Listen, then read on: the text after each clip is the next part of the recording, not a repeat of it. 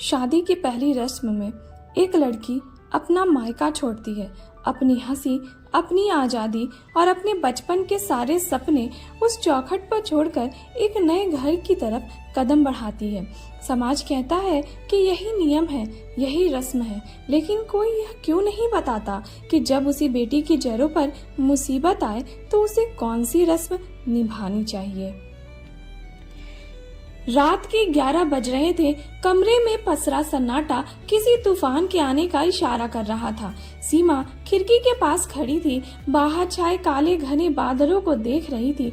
उसके हाथ में पकड़ा फोन लगातार थरथरा रहा था। स्क्रीन पर माँ का नाम चमक रहा था, लेकिन सीमा में इतनी हिम्मत नहीं थी कि वह कॉल रिसीव कर सके। सीमा अभी तक सोई नहीं और यह मोबाइल पर किसका फोन आ रहा है? इतनी रात गए। कमरे में दरवाजे पर सास सुमित्रा देवी खड़ी थी। उनकी आवाज में हमेशा की तरह एक अजीबपन और कड़ाई थी। सीमा ने झिझकते हुए फोन छिपाने की कोशिश की।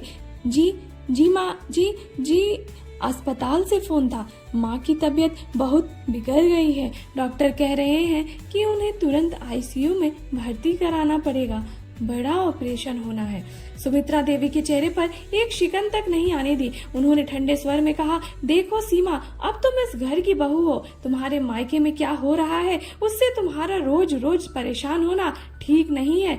तुम्हारा भाई है ना वहाँ, वो देख लेगा। शादी के बाद लड़की का मायके के मामलों में दखल देना हमारे घर की रस्मों के खिलाफ है।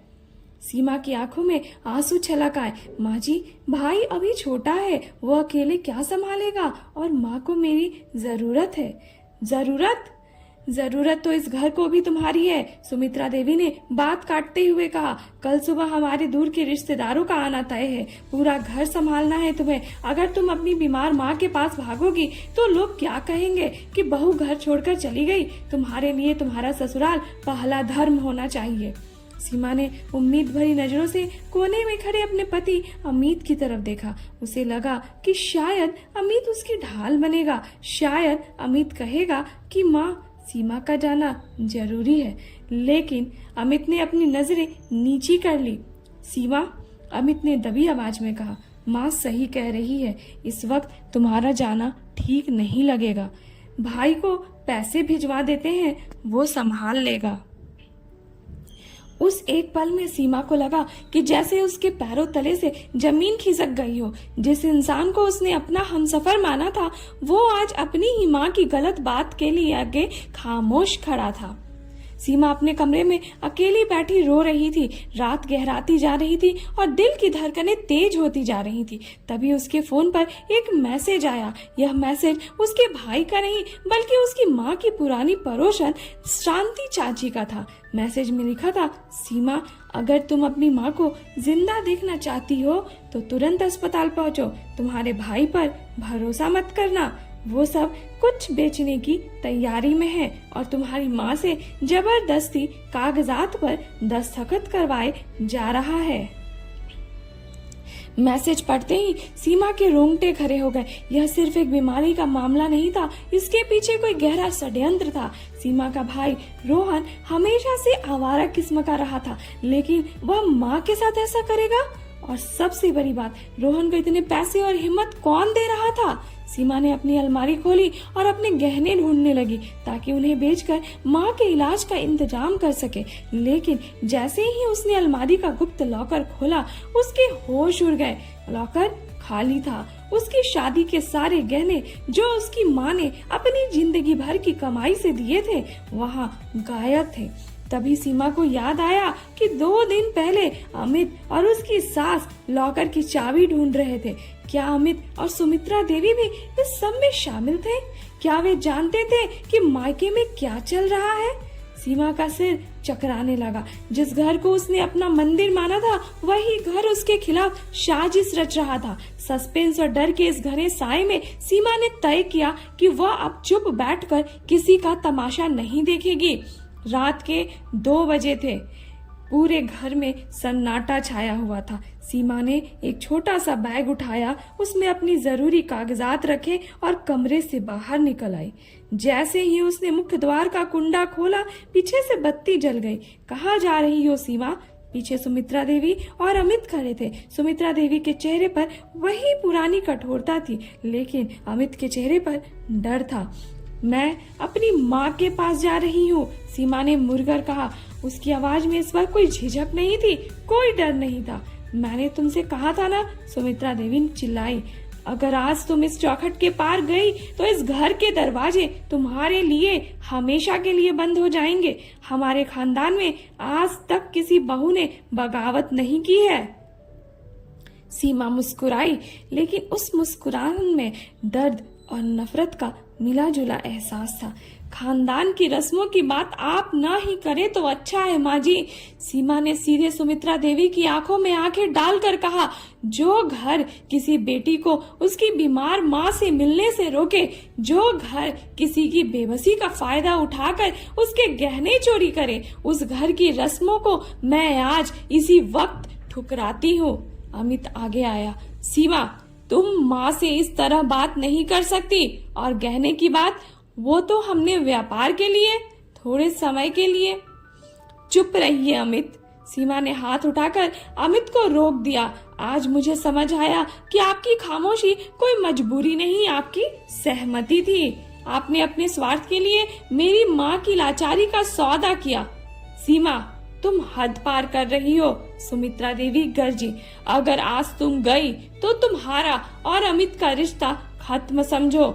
सीमा ने अमित की तरफ देखा। अमित की आंखों में कोई पछतावा नहीं था, सिर्फ अपनी माँ का डर और अपना स्वार्थ था।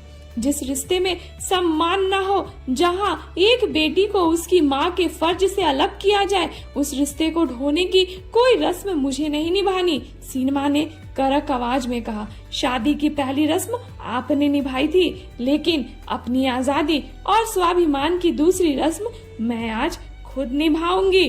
सीमा ने दरवाजा खोला और तेज कदमों से बाहर निकल गई। पीछे सुमित्रा देवी की चीखें और अमित की पुकार गूंजती रह गई, लेकिन सीमा ने मुड़कर नहीं देखा। बाहर मूसलाधार बारिश हो रही थी। बिजली की कड़क के बीच सीमा सड़क पर दौड़ी जा रही थी। उसे जल्द से जल्द अस्पताल पहुंचना था। जब वह अस्पताल के आईसीयू वार्ड के बाहर पहुंची तो उसने देखा कि उसका भाई रोहन एक वकील के साथ खड़ा था। उसके हाथ में कुछ कागजात थे। रोहन, सीमा ने चिल्लाते हुए कहा। रोहन चौंक गया। दीदी, तुम यहाँ इस वक्त? तुम्हें किसने बताया? तुम्हारी साजिश का पर्दा फाश हो चुका है रोहन, सीमा ने वकील के हाथ से कागज छीनते हुए कहा। कागजात पर लिखा था मकान और जमीन का हस्तांतरण। तुम माँ के बेहोश होने का फायदा उठाकर यह सब अपने नाम करवा रहे थे। सीमा की आंखों में गुस्सा उबल रहा था। दीदी, तुम नहीं समझोगे, रोहन ने हताशा में कहा। अमित जी ने मुझसे कहा था कि अगर मैं इस मकान को उनके नाम गिरवी रख दूं तो वो मुझे अपनी कंपनी में पार्टनर बना लेंगे और मेरी सारी उधारी चुका देंगे। यह सुनते ही सीमा के पैर कांप गए। अमित ने रोहन के सिर पर कर्जा चढ़ाया था और बदले में उसकी माँ का घर हड़पना चाहता था। सुमित्रा देवी और अमित की योजना कितनी गहरी थी, इसका अंदाजा सीमा को अब जाकर हुआ था। वे जानते थे कि मायके का घर हड़पने के लिए सीमा को दूर रखना जरूरी था। नीचता की भी एक सीमा होती है रोहन, सीमा ने गरज कर कहा। तुमने उस माँ का सौदा कर दिया जिसने तुम्हें पाल पोस कर बड़ा किया। इसी बीच डॉक्टर आईसीयू से बाहर आए। मरीज के रिश्तेदार कौन है? मरीज की हालत बहुत नाजुक है, हमें तुरंत ऑपरेशन करना होगा, लेकिन पैसों का इंतजाम? सीमा ने आगे बढ़कर अपने बैग से अपने शैक्षणिक कागजात, अपनी फिक्स्ड डिपॉजिट की रसीदें और अपना मंगलसूत्र निकालकर टेबल पर रख दिया। डॉक्टर साहब, यह सब रखिए, ऑपरेशन शुरू कीजिए। पैसे कम पड़े तो मैं अपनी गाड़ी, अपने एसेट्स सब बेचने को तैयार हूँ, बस मेरी माँ की सांसें रुकनी नहीं चाहिए। रोहन का सिर शर्म से झुक गया। उसने कभी नहीं सोचा था कि जिस बहन को उसने शादी के बाद पराया मान लिया था, आज वही बहन उसकी माँ की ढाल बनकर खड़ी होगी। ऑपरेशन सफल रहा। सुबह की पहली किरण जब अस्पताल की खिड़की से छनकर अंदर आई तो सीमा की माँ ने धीरे से आंखें खोली। सामने अपनी बेटी को देखकर उनकी आंखों से आंसू बह निकले।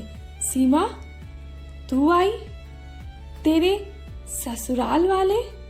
माँ ने टूटती आवाज में पूछा। सीमा ने अपनी माँ का हाथ अपने हाथों में लिया और प्यार से सहलाया। माँ, जो घर अपनी बेटी को उसकी माँ का फर्ज निभाने से रोके, वो ससुराल मेरा कभी था ही नहीं। मैंने अपनी नई जिंदगी की शुरुआत कर दी है। तभी अस्पताल के कमरे में अमित और सुमित्रा देवी दाखिल हुए। उनके चेहरे पर अब वो घमंड नहीं था। पुलिस की एक गाड़ी अस्पताल के बाहर खड़ी थी। सीमा ने अस्पताल आने से पहले ही अमित और रोहन के खिलाफ धोखाधड़ी की शिकायत दर्ज करवा दी थी। सीमा, यह तुम क्या कर रही हो? अमित ने घबराते हुए कहा। बात घर में भी तो सुलझ सकती थी, पुलिस को बुलाने की क्या जरूरत थी? घर? सीमा खड़ी हुई। घर इंसानियत से बनता है अमित, साजिशों से नहीं। आपने मेरे स्वाभिमान को ठोस चोट पहुंचाई, मेरी माँ की जिंदगी से खिलवाड़ किया। आपको लगा था कि एक शादीशुदा औरत अकेले कुछ नहीं कर सकती। आपको लगा था कि समाज की रस्मों के डर से मैं चुप रहूंगी। सुमित्रा देवी ने गुस्से में कहा, एक बार जो यहाँ से बाहर निकलो, समाज तुम्हें जीने नहीं देगा। एक परित्यक्त औरत की इस दुनिया में कोई इज्जत नहीं होती। सीमा मुस्कुराई। उसकी आंखों में एक अजीब सा अस्तमय विश्वास था। समाज क्या कहेगा, इसकी चिंता वे करें जो पाप करते हैं। सीमा ने कड़े शब्दों में कहा, शादी के समय आपने मुझे कन्यादान की रस्म समझकर स्वीकार किया था, लेकिन आज मैं खुद अपना कन्या मान वापस लेती हूँ। एक बेटी का फर्ज शादी के बाद खत्म नहीं होता, बल्कि और मजबूत होता है। यह मेरी दूसरी रस्म है। पुलिस अमित और रोहन को पूछताछ के लिए अपने साथ ले गए। सूरज की धूप सीमा के चेहरे पर पड़ रही थी। उसने अपनी माँ का हाथ कसकर थाम लिया। आज वह सिर्फ किसी की बहू, किसी की पत्नी नहीं थी। आज वह अपने वजूद, अपने स्वाभिमान और अपनी पहचान की लड़ाई जीत चुकी एक सशक्त नारी थी। दोस्तों, समाज हमेशा औरत को त्याग और समझौते की मूरत बनाकर देखना चाहता है, लेकिन जब समझौता किसी के स्वाभिमान और अपनों की बलि मांगने लगे तो उस समझौते को तोड़ देना ही सही रस्म होती है। क्या सीमा ने अमित का घर छोड़कर और अपनी माँ का साथ देकर सही किया? अपनी राय कमेंट सेक्शन में जरूर बताएं।